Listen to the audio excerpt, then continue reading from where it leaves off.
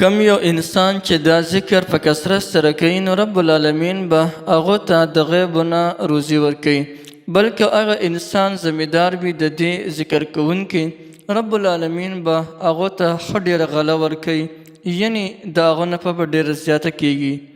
بسم الله الرحمن الرحیم. السلام علیکم ورحمة الله وبرکاته. زما وروڼو او خویندو، زمونږ او د ستاسو نن سبا چې کومې پریشانۍ وي هغه تمامې پریشانۍ زمونږ او د ستاسو د روزې وي. بعضې کسان دا وایي چې یاره زمونږ په کور کې هېڅ خیر او هېڅ برکت نشته دی، بس موږ چې کله اوړه راوړو هغه زر ختم شي، یا که موږ هر څه پاخه کړو نو په هغې کې هېڅ برکت نه وي، زر ختم شي.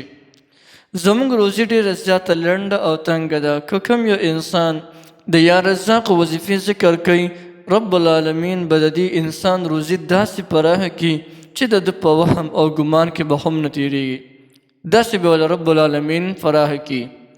او دغه او بیا په کوم یو کور کې چې دا خبره مې یاد ساتئ ښه، د اسم رزاق د وظیفې کولو برکاتو ته ګوره.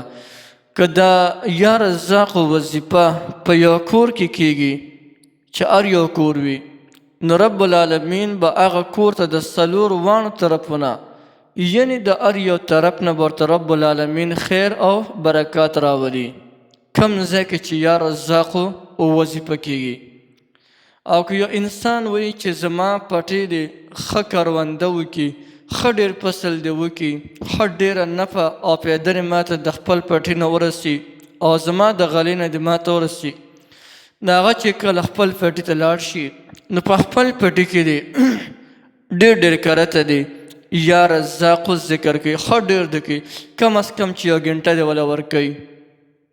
د دغه پټي نه به که دغه پټي ورته یو چند غله کوي، نو د دې وظیفې په برکت باندې به انشاءالله چې په را روان وخت کې 3 چنده 4 چنده غله وکړي، ډېره زیاته پیدا به ورته وشي.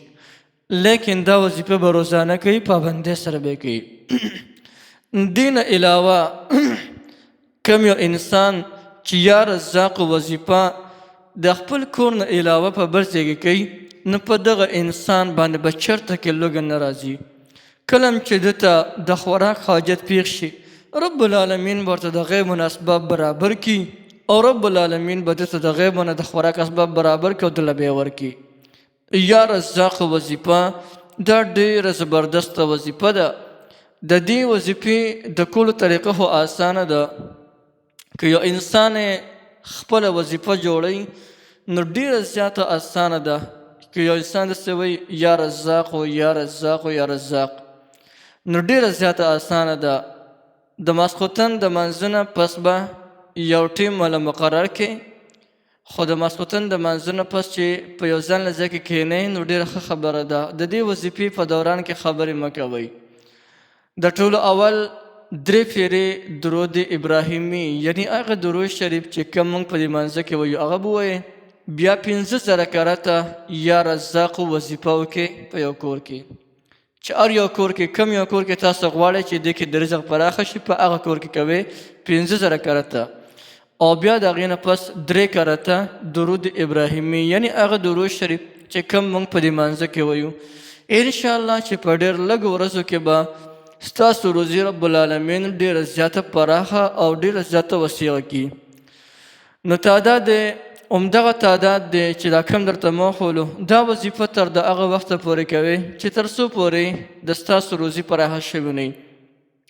او چې کله د ستاسو روزي پراخه شي نو د هغې نه پس هم که تاسو دا چې کوم دی وظیفه کوئ، نو رب العالمین به درته د هغې نه هم پراخه کوي.